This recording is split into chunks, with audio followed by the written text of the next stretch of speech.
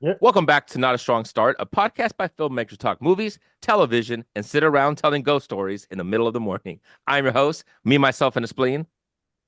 I am not your host, Brutality. And I am your other guy, Pop Quiz Potter. Potter. Okay.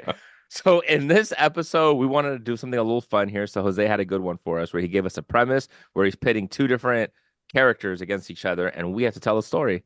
So Jose, you want to tell us a little more about what this is for our listeners? I feel he was playing very well. We decided, like, hey, let's do some matchups, let's do some battles, try to think of how these would play off. But it isn't, it's characters that don't belong to the same properties. They might have similar genres in their own movies, but we are doing crossovers here. Character from one property, character another pair. What happens if we gave them a scenario where they had to match up with each other? How do we think this would play out? And let's see. Maybe you have your own predictions on how it can play out, see if how it matches up with ours. You can tell us that we're wrong, that it'll play out a different way. You're probably wrong, but we'll go from there. There you go. You know how many movies we watched? I know. And how much research was done. So what's funny about this is that Jose gave us two different battles, right, to do. So as I started writing the first one, I started going a little too deep on it. So then I realized we don't have that much time, so I had to shorten it up. And when I came to the second one, I'm like, okay, I kind of made it a little more faster, a little faster breeze on that one, just because like we didn't have enough time. I Yeah. I can't spend all time. So bear with us. This is our first Yeah. run at doing this. I'm Yeah. trying not to be overly detailed, but not overly vague at the exact same time. So Exactly. we'll see how that works out. Okay. Perfect. All right. So Jose, you want to start us off All with right. the first one? And by the way, to let you guys know how these battles were chosen, so there was six matchups created with six scenarios, and everyone chose a number at random, and whatever matchup that corresponded to, that's what they got. So we all got stuck with the ones that we have. We didn't get to choose what Yeah. we No. wanted. All right, so Exactly. let's get right into it. The first matchup we have is Ethan Hunt from Mission Impossible series versus Lex Luthor from DC Superman's arch rival. So that's the matchup here. The scenario for this is the IMF has received information from a trusted source that Lex Luthor has a modified alien device, allowing him to encapsule any 100-mile radius that he wants. Ethan needs to get a hold of or destroy this device. So that's what sets up this battle. Now we go into the battle. Ethan Okay. is enjoying some time off after taking down a secret cabal that was trying to hack Russian nukes in order to start a new world war. He hears a knock on his getaway cottage. When he opens the door, he finds a gift box with a pair of glasses. He puts them on to receive an augmented reality message telling him that the billionaire Lex Luthor has gotten his hands on alien tech that, once modified, will allow him to encapsule any 100-mile radius. Anything within that capsule will be in there until he decides to let them out. And it's basically a giant energy field. This mission, which he chooses to accept, is to locate and retrieve the device before Lex Luthor can use it. Luthor, fresh off of his presidency win, will be away meeting with foreign leader. This is the perfect chance to infiltrate LexCorp, which on paper is controlled by his previous bodyguard, Mercy Graves. Benji is able to get into the building security system and take control long enough to allow Ethan to rappel onto the roof of LexCorp Tower undetected and get in through the vents. With Benji's guidance, Ethan's able to avoid detection and make his way to the secure room on the upper levels that's hidden behind a false bookcase. Ethan enters the room to find a lab filled with gadgets and devices. In the center lies the encapsulation device. He's about to grab it but hesitates. This feels too easy. Just then, Luther's voice can be heard over the room speakers. He he's known that he was there since Benji got into the system in the first place. He let him get this far to see what he wanted. He's going to have a talk with IMF after he handles Ethan.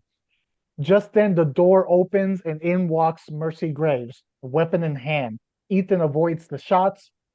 Using cover, Ethan's able to close the gap and disarm Mercy. A hand-to-hand fight ensues where Ethan is barely able to subdue Mercy by wounding her with her own weapon. Once subdued, he tries to contact Benji, only to hear Lex's voice again telling him that his team won't be helping him through his own comms. Ethan can hear something turning on behind him. He turns around to see a big metal suit, fully lit up, moving towards him. Ethan uses Mercy's weapons, but it has no effect on the suit. Ethan tries to run, but is hit with an energy blast by the suit.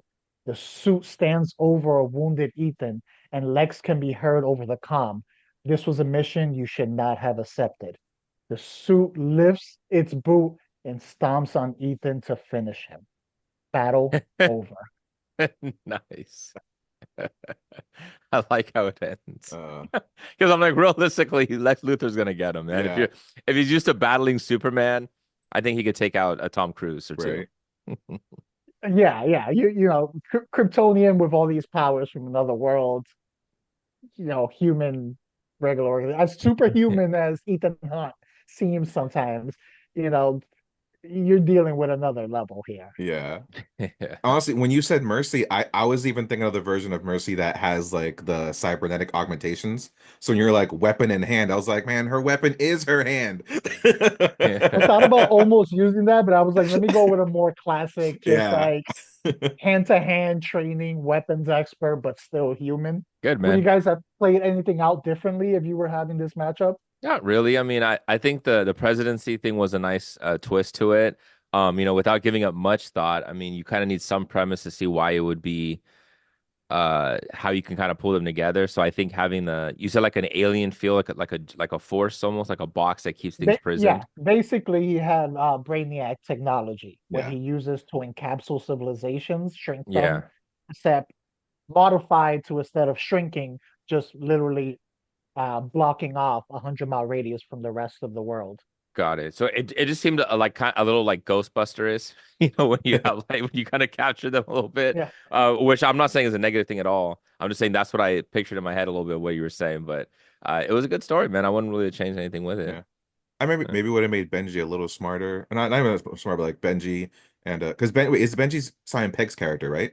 Hmm. Yeah. So he's Uh the computer guy, the but hacker. Ving Rhames, what does he? Doesn't he hack also? Yeah, he did something Yeah. with that too. So I Yeah. feel like they both kind of were hackers at certain points, especially in some of the last movies.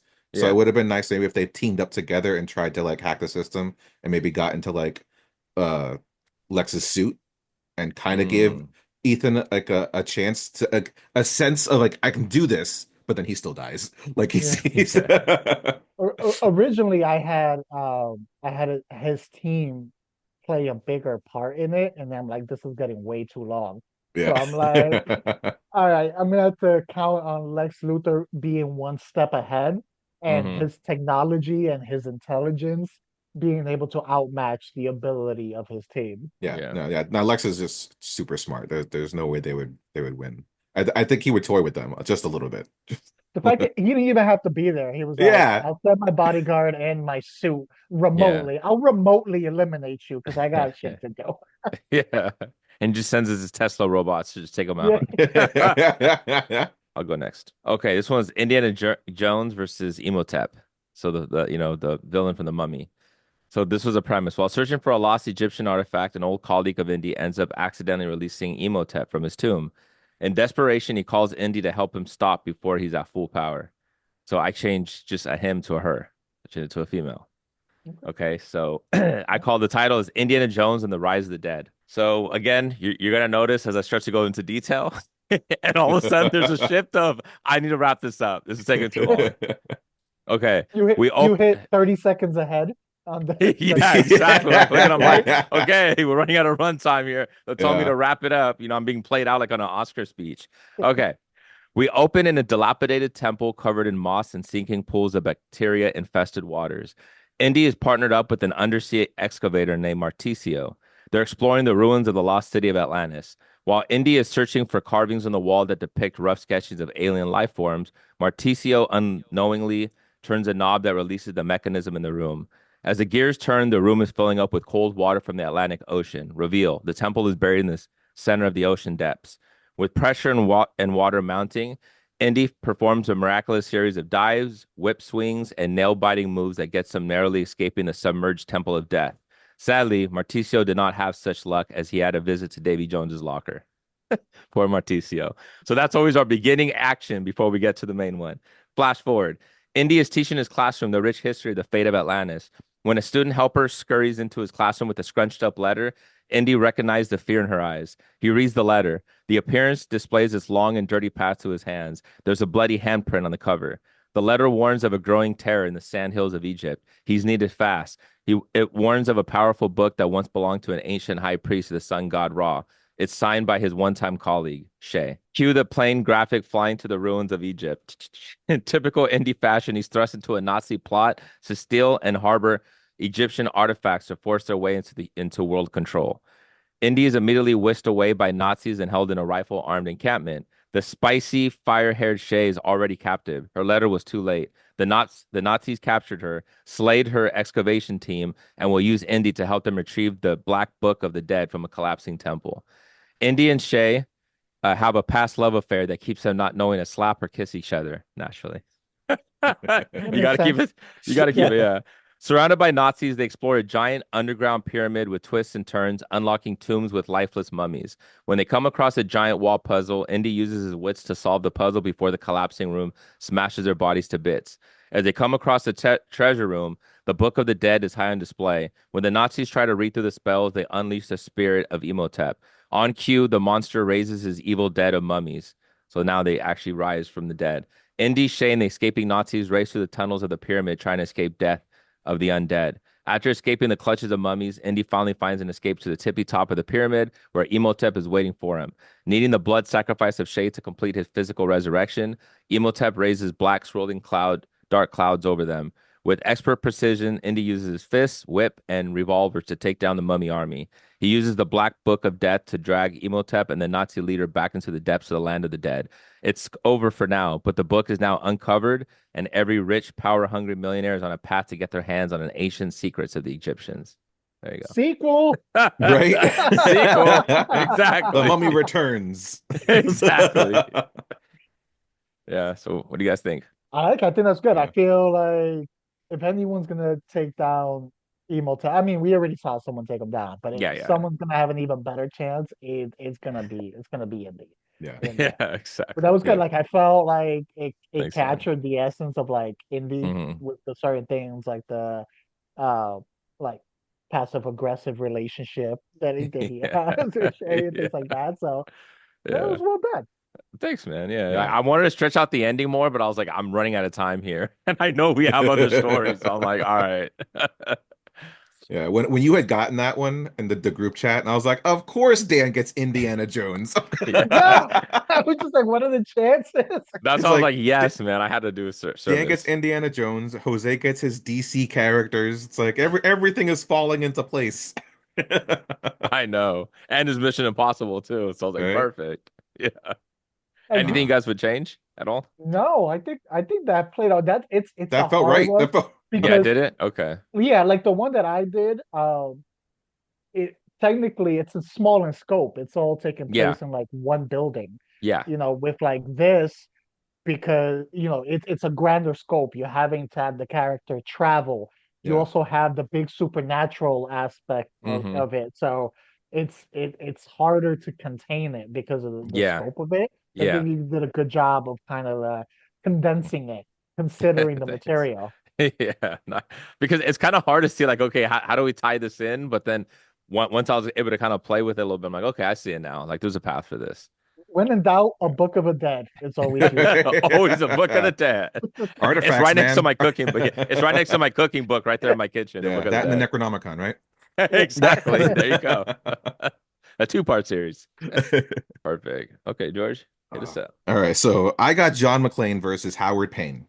Mhm. So John McClane, obviously from the Die Hard series, and Howard Payne from the movie Speed. Our premise is Howard plants a bomb in one of the many subway trains in New York City. If the train with the bomb makes its last stop before the other trains, it will detonate. John must find Howard and determine which train the bomb is on. Until then, they can't risk stopping any trains. My movie is Next Stop, Die Hard. After the events of Die Hard with a Vengeance, John and Zeus become friends. John, in an attempt to get his estranged wife back, goes to a therapist who suggests fishing is a good way to meditate and release some mental tension that he brings to his intimate relationships. So Zeus offers to take him to a spot out of the city that he would go to with his dad. Right as John is getting ready to leave the precinct from his mental vacation, he overhears a threat on the subway. After finding out the specifics of the bomb threat from the captain, he realizes that Zeus is on the red line to meet up with him. The captain gets back on the phone with the subway control station and instructs them to make sure none of the trains make any stops. As John heads down to see if he can find any clues, he calls Zeus to give him a heads up on what's happening. Are you kidding me? Another motherfucking train with a motherfucking bomb? You know, John, sometimes I regret becoming your friend.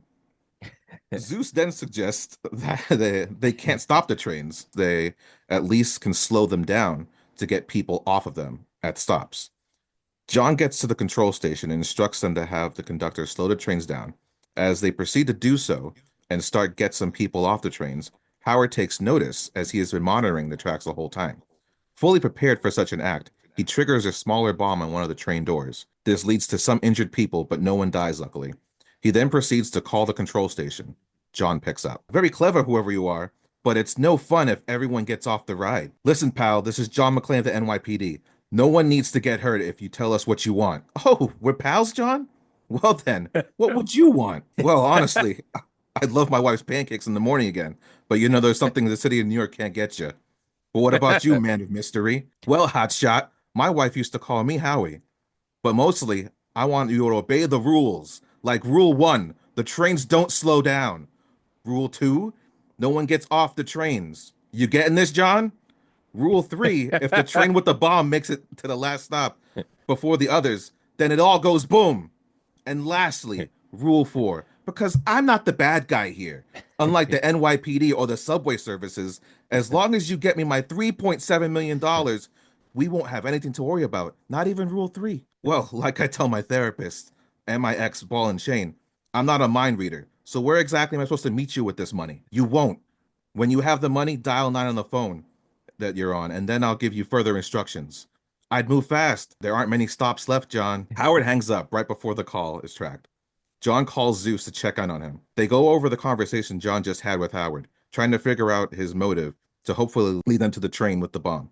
John recalls Howard's disdain for the police and subway. John gets back on the phone with Howard, pretending to have his money. John, you got my money so quickly. Maybe if you worked at the subway, my wife would still be around to make me pancakes. You and I both know there's no way the NYPD got the money cleared that quick, John. Don't fuck with me. You, I love that accent, man. I love that Dennis Hopper accent, dude. It's cracking me up. Go ahead. Hey, we may not be quick, but we get our man at the end of the day. Oh, you do, buddy of mine? You think today will be the day the NYPD finally does its job and gets the bad guy instead of letting him get away? I think we need to keep you on track, Johnny. Unlike, let's say, the blue line, which looks like it's about to have an intersection problem with the red line. Okay. We're getting you the money. 3.7, right? 3.7. It's on the way. No one else needs to get hurt today. As a fellow blue blood, you know once someone gets killed, there's no way we can negotiate going forward. So let's help each other out and get you your money and everyone gets home safely. Oh, John. There was never a negotiation. Now, no more fooling around.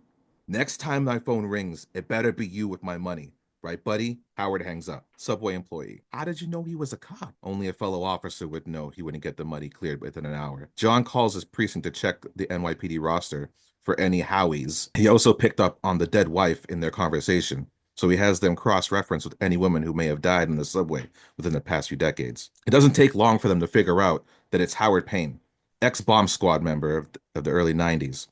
His wife was Quinn Lillian Payne. She was robbed and murdered on the Red Line March 3rd, 1996. the same day he was on a mission across town. News reports said she wasn't found till days later. The subway officials never reported it. She was only discovered because some teens playing around the area had found her.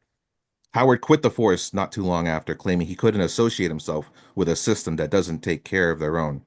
This was referring to the fact that they didn't have the evidence to find the culprit. John starts putting things together from his conversations with Howard and believes that the red line must be the one with the bomb due to the fact that his wife was murdered on it. And he repeatedly has attacked and threatened that line.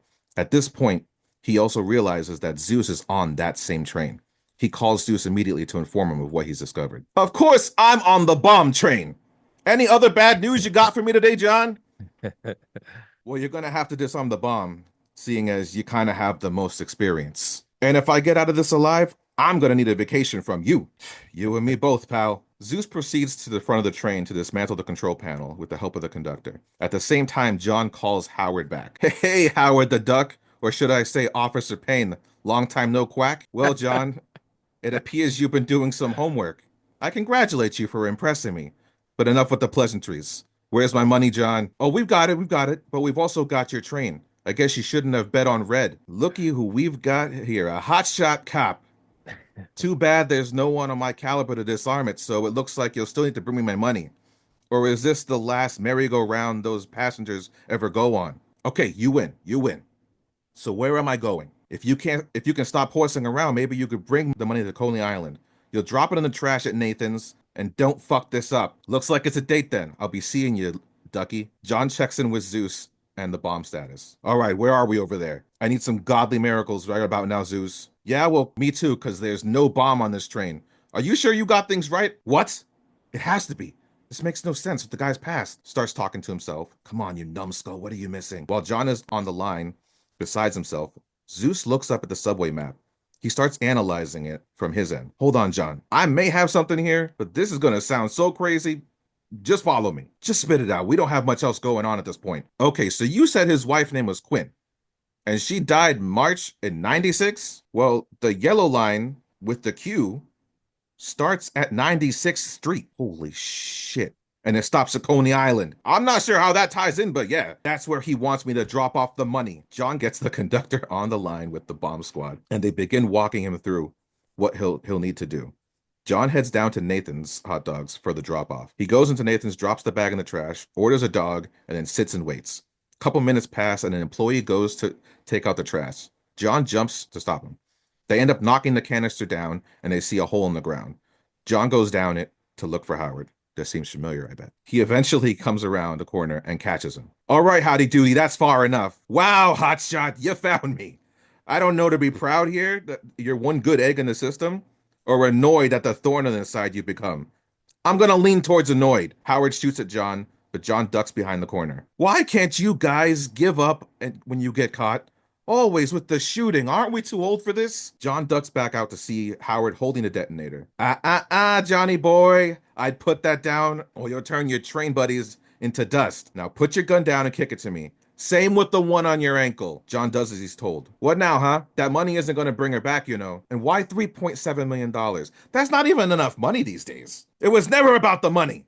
It's the principle of it all. All the years I gave to them. And they couldn't even put the effort to get the man who took her away from me. It was our anniversary that week. March 7th. John starts putting it together. Yeah, that's right. You asked why 3.7? Because 3/7 was the day that the love of my life made me the happiest man in the world. Right here in Coney Island, I proposed to her. But I guess the money wasn't enough for them to get my message, was it? As Howard motions that he's going to trigger the bomb, John gets the message from the captain in his earpiece. Stall him, John. They haven't defused the bomb yet. Hey, Howie! Howard pauses and looks up at him. What? Tell your wife happy anniversary. John jumps backwards and reaches for his third gun on his other ankle. He shoots Howard in the wrist, and he drops the detonator. Howard aims to shoot back, but John shoots him in the head first with a decree of yippee-ki-yay, motherfucker. Nice. That's it. Was that the end of it? Nice. Hey. I love the accent and everything. Yeah, man. Nice, man. That was good, man. It was very rich. It was even with the dialogue and stuff, I can see it playing out in my head and stuff as you're describing it all. So good job with the dialogue, man. Good job. Yeah. You definitely nailed like the personality of the two characters with Yeah. with the dialogue, the cheesiness of the Die Hard Yeah. comedy with the screen. Yeah. Exactly. Always bet on red. Whatever. It's like that. Yeah, it's like that cheesy B-level type quips that they Yeah. had back and forth for very 90s. So yeah, it was good, man. It was good. I don't know how else you really could have played that out. I mean, that was a good one on that. The dialogue, is that anything you borrowed? Is that stuff you just pulled from That's all I remembering? wrote. That's Okay. from here, except for Yippee Ki So, Yeah, yeah, yeah. Yeah. I had to keep little things like the hot shot and like Yeah, yeah, key yeah, like key yeah. phrases. hmm But hmm like everything, there was like he never had a wife that we know of in the movie. No, no, So yeah. But I made up a whole love story. yeah, and the whole Howie the Duck thing and all that, calling Yeah. him Howie, like that was funny. Yeah, you got to go a little bit against continuity with these, with in order to make these Oh yeah. crossovers work. Yeah, It definitely exactly. felt like you had to pick a world. It's like, all right, whose world is the primary world? Yes. And that one will kind of supersede the other person's thing. And Yes. just their characteristic has to then live within this world. Like how would it mesh with everything else? Yeah. You know what? That's actually a good point. So for Jose, for yours, what world did you go If with? this was more like Luthor's world, Yeah, because you yeah, have Yeah. the alien Yes. That's what I technology figured. and all of that Okay. aspect that doesn't exist within the the IMF hmm world. yeah. Did you have a title for yours, Jose? No, I didn't. I didn't even think we were doing titles. But great job on the titles. I didn't even Yeah. think that. I wasn't planning on it. It's just when I ended up writing it, it just popped right in my head, and I was like, oh, well, that makes sense. Yeah. I was telling Jen my stuff, and she's like, "So what are the name of these movies?" And I was like, "Shit, I gotta name these movies." Yeah. That's good. So when you told Jen about, did you do the exact same delivery you did for us? Were you doing the characters and everything? I gave her Cliff Notes. Oh, okay. Yeah, because she's playing her video games as I'm talking to Yeah, her. yeah, So yeah, she's yeah. just like, yeah, yeah, yeah. I like that. And then she wants to go back to her game. Yeah. Yeah, I get it. No, no, my Nice, wife got man. Uh, ADHD. I gotta pick how I yeah. describe things. I got There you go. There you go. No, So those are good. how do you think we did, Jose? Did I we do know. your I think episode those. justice? Yeah, no, I think those were good. We got good stories out of it. Like I said, I wanted to know like what was happening, what was gonna happen next. And the thing, it's not like easy. Like I try to pick matchups that the genres can blend well enough together. hmm So, but you're still blending two different worlds, two different characters. So hmm to make it like work, it's not easy. hmm So you got to stretch a few things, you got to move a few things. So I think, you guys did a good job of doing that. Thanks, man. Now I know we all wrote a second one, which we don't have time for to hit on this episode, because we hit our time. But shall we kind of tease what it is, and we'll do like a round two later? We'll just mention who the battle is, and that's it. You want to do that or no? Or would you rather just keep it under wraps? Yeah, no, we could do. Yeah, Yeah, up yeah, to you it's guys. fine, You right? guys Yeah. want to do Okay. that? All Okay. right. So, because we had so much fun on this one, Jose did give us a second battle that we had that we all wrote out. So, we can briefly tease to to the listeners what it is. Do you want to also give the premise a little bit too, like the one that you told us to kind of tease what Mm, the story is? Or you want to just do the let's say battle? let's save the premise. Yeah. Good. All right. We'll keep that then. All right. So, George, we'll start off with you since you went last. All right. So my second story is gonna be with Harry Potter versus Pennywise the Clown. I can see how there could be a connection there. So I Yeah. see what Yeah. direction you could probably lean into. I That's a think good you one. guys will appreciate how I connected them together too. As people Nice. who appreciate Harry Potter, I, Nice. I'm proud of myself. Good. All right. I like that. That's what's funny is like when Jose gave this to us, I'm like, oh, because George is probably the least Harry Potter, right? Out of all of us, I would say. Yeah. I don't like Harry Potter. That's what's like. I Yeah, felt like you exactly. guys got ones where it's like, oh, you love this, you love that. It's like Harry Potter. I freaking hate Hey, Harry you Potter. got Die Hard and Speed though. What? I know. Die Hard and Speed's cool too. Well, Die Hard, you got and John McClane. I love those Yeah. two action franchises, but at the end of the day, like, I don't think I rave about them the same way that you guys do. Mm. That's true. So like I That's felt true. like out of the group, I didn't get like fan favorite. I felt challenged, but I think I I rose to the challenge. Yeah, Yeah, that is true absolutely. because you don't even believe that Die Hard's a Christmas movie. Exactly. So I just believe it's a yeah, fun movie. It's a fun. Yeah, exactly. That's what I'm saying. With mine, I got lucky because I'm like Indiana Jones. Like I Right? love It's Indiana. Kismet, man. That's my guy. So I'm like, oh man, I can lead right into this one. That's why when you see the dialogue, I'm like, damn it. Like I thought about it too. I was like, I really wish I would have been able to add some dialogue lines, but then I felt I would have went way too long with it, and it's just I was afraid of the time. yeah. I But I was would have running loved to have into that. heard your indie Yeah, lines. They would have been Oh good. They would have been God, good, man. man. Yeah. Yeah. yeah. You saw And moments where I could have inserted them. You know Yeah, what I mean? There yeah. was a lot of moments there. yeah, I was running into the same issue. That's why like I just had like that closing line, but I was running into the thing where I was just like I was pushing it too long. Like I had the battle written out in detail. I'm like, nah, let me Hmm. just say he overcame her. Like let's condense this a little bit. Let's eliminate this. Yeah. But no, that's good. That's the thing of it. Hmm. Uh mine for next one, I was hoping one of you guys were gonna pick this because I was like to put this together. I'm like, I'm gonna have Chucky Hmm. versus the Toy Story crew. Oh, okay. That's funny. So that's gonna be my matchup. So that was a little bit of a Okay. struggle trying to get that those two worlds to like meet and how that would play out. But we'll I'm have that excited to for that one. discuss. Yeah. Yeah. I want to hear that. I want to hear Yeah. that one go. It's like, does Woody and Buzz stand a chance? We'll see. We'll see, man. I don't know. I'm hoping Sid makes an appearance in there, but we'll see. Or is Chucky Sid? I Oh, mean, we know.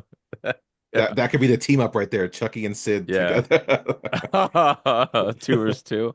I went so the one that I picked, which was the T-800 versus Xenomorphs. So it's Terminator and Aliens. That's Hey, why you when got double lucky. I know, Right? man. That's when you sent me Right? that one. I was like, dude, the Xenomorphs and then Indiana Jones. I'm like, that screams me all over them. So I'm like, perfect.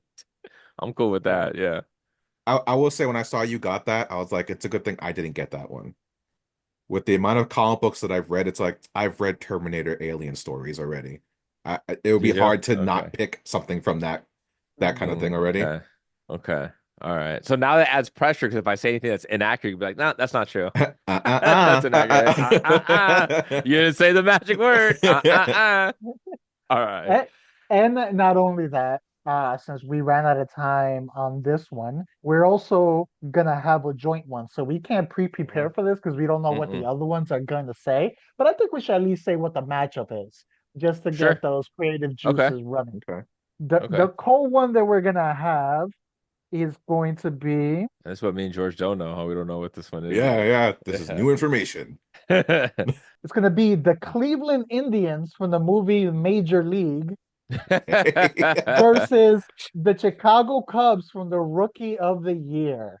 Oh Okay. Okay. man. And they will Okay. be this one we can do the premise because just so everyone thinks we can't pre-prepare for this because we don't know what the other people are going to add to the story. The Wild Thing led Indians win the ALCS, while the resilient Cubs, led by the teenage sensation, win the NLCS. Now these two underdogs face off in Game 7 of the World Series, and we are down to the last 3 innings in a 1-1 tie. And that, Excellent pitching. yeah, Right. that is the premise on this one.